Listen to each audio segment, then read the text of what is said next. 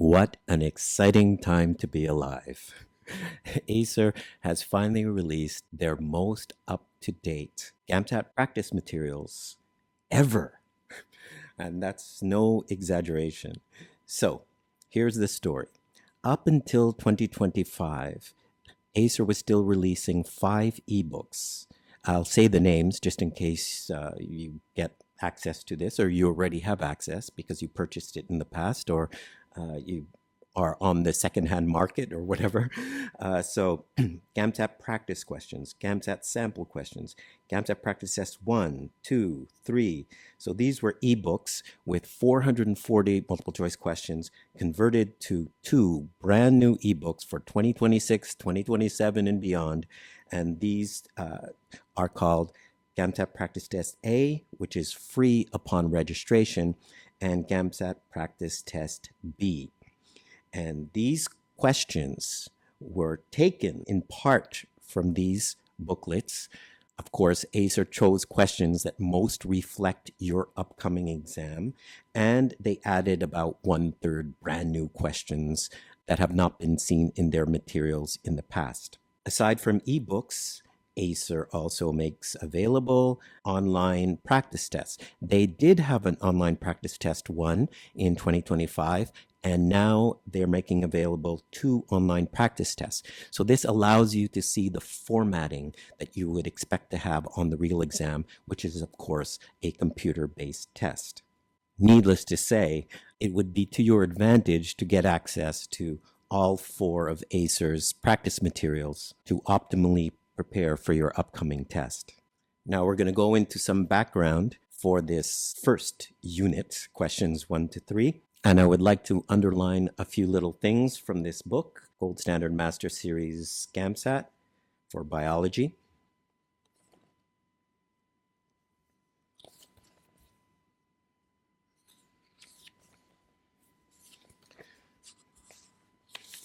I would like you to focus on one thing here. Please take a moment to read some of these comments that students wrote right after sitting the real exam to give you a perspective as to what biology is like for the real exam.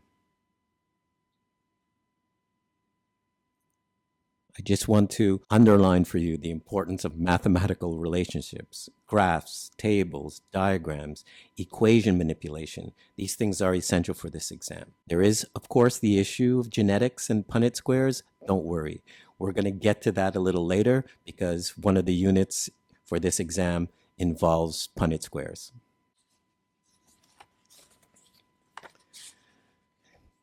And if you do happen to have this book, I just want to underline that most books, the introductions are kind of boring, but this book, the introduction actually includes graph analysis, which is an important component of biology for GAMSAT.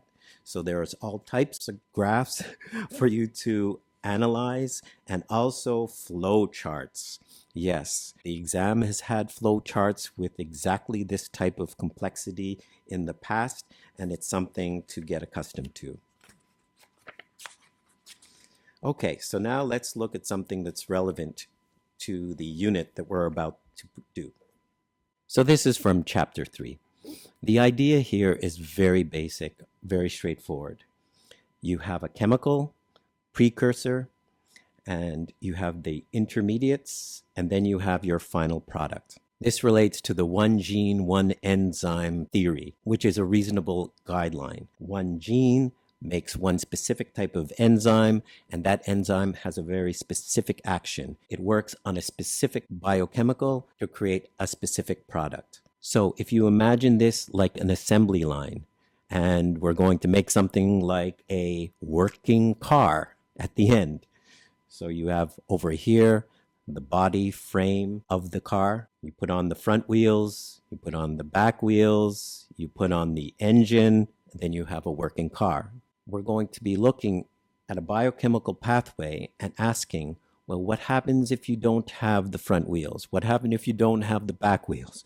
What happens if you don't have the engine? What can I give you to make a working product? Now, obviously, if we're trying to get a working car, if I give you working cars, you will have a working car. But what happens if there's a block here that this is not functioning and I give you intermediate 2? Will you get a working car? No, you won't. And in fact, if I keep giving you intermediate 2, you'll just get more and more intermediate 2, but you won't get a working car because this step is blocked.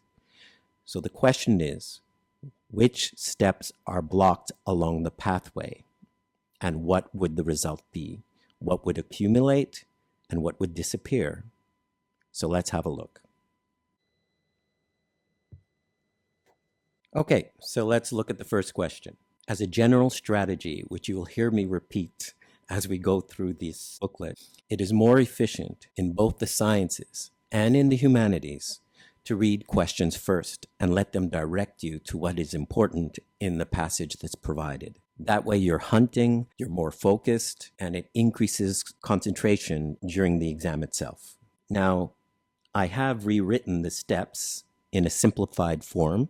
Some students might find that helpful to do so during the real exam. You will be provided with 2 A4 sheets of paper as scratch paper or scrap paper, and you'll be able to do this in a matter of seconds to simplify what you're looking at. Obviously, I would not rewrite the table's contents in my notes. However, just writing this would be quite helpful. According to Table 1 and Figure 1, indole would most likely build up in cells of, okay, so I know that my focus now is indole. I have indole here near the end, either indole or indole with an enzyme to produce this last step. So I now will look at the table to see what information I'm being provided. I can see that with the mutants, if I do not add, so this is nil, if I do not add any of the supplements, then I have no growth. So this can be called a negative control for the experiment. I know for sure that without any of these supplements, there will be no growth in all cases with mutations. So that's my negative control.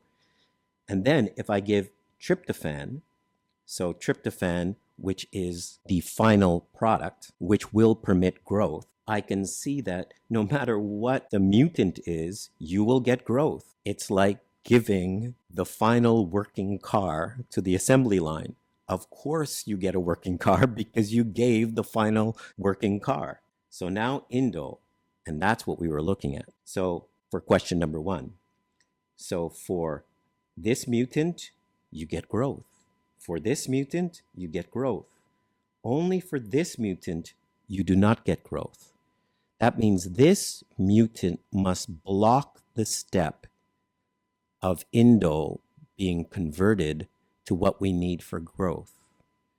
This mutant must block this step because this is the step needed to get what we want for growth. Tryptophan.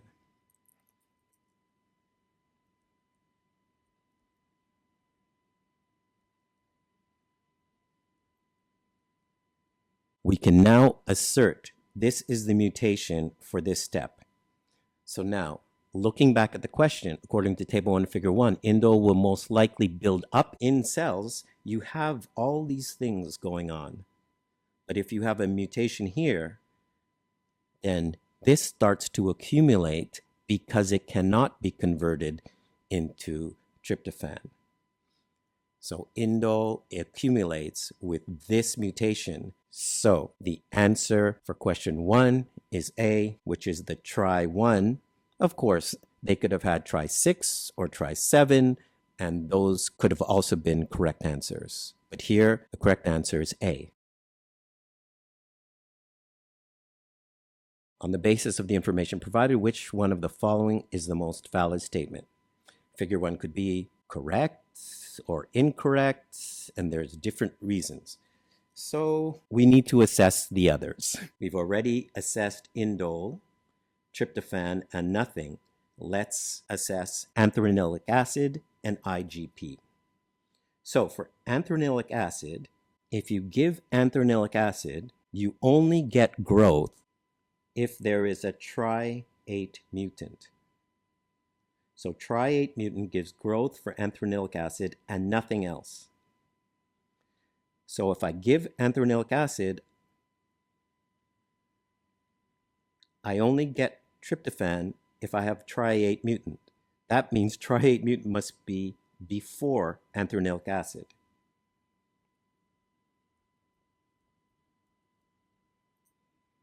Something's wrong with this step? No problem. I gave anthranilic acid, and so it can progress to tryptophan.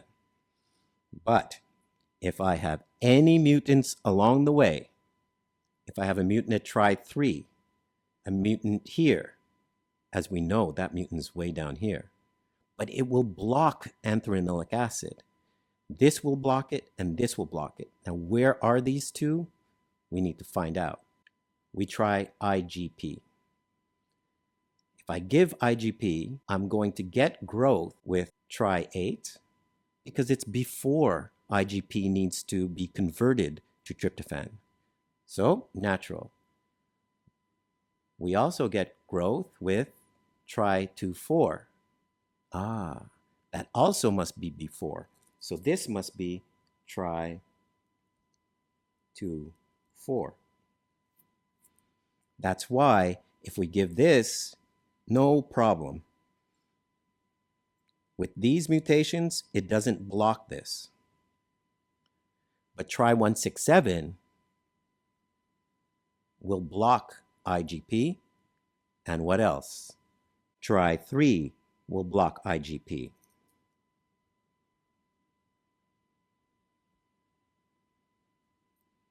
Now we know all the mutations, and it makes perfect sense with respect to both the table and also with respect to the diagram provided. So we look at the answer choices. Figure 1 could be, well said, could be correct because it does not contradict table 1. That looks like a good answer, but let's take a look and see what else is available. It's correct because a single enzyme catalyzes steps 3 and 4. So generally, with this concept of the one gene, one enzyme hypothesis, because enzymes are so specific, enzymes catalyze reactions, lower the activation energy so that the reaction can occur at, for example, our body temperature. Whereas if it wasn't for enzymes, those reactions might take years to occur and require much higher temperatures. But to form a specific enzyme for a specific chemical reaction, there is usually one gene that produces that product or enzyme. So the idea that a single enzyme catalyzes steps 3 and 4 runs counter to what we've already been able to work out. These are different gene mutants, and not to mention answer choice A is clearly a better option. And then C and D both start with incorrect, which means they are incorrect because the table and the figure both line up.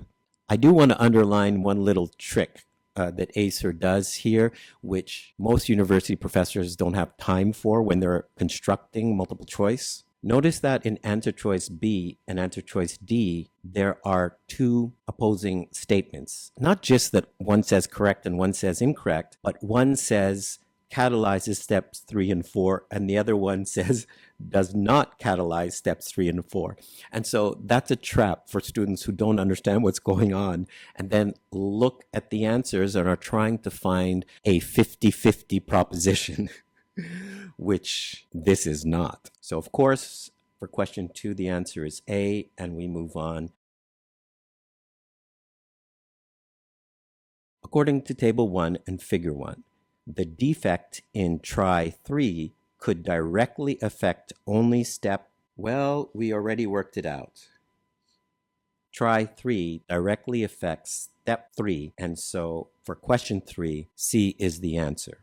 Sometimes on the real exam, if you have to set something up, like a Punnett square, for example, or a pathway, it's worth the time to make it very clear if there are 2 or more questions based on the same table and figure, as it is in this case.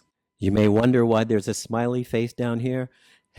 You might have thought it's just because of success making tryptophan an essential amino acid for growth, but actually, it's a shout out to any biomed students out there who know that tryptophan is the precursor for serotonin. And serotonin is famously the flower powered neurotransmitter, the happiness neurotransmitter. Of course, that is an oversimplification, but you get the point. And the irony is, this whole unit is about salmonella, which is responsible for food poisoning.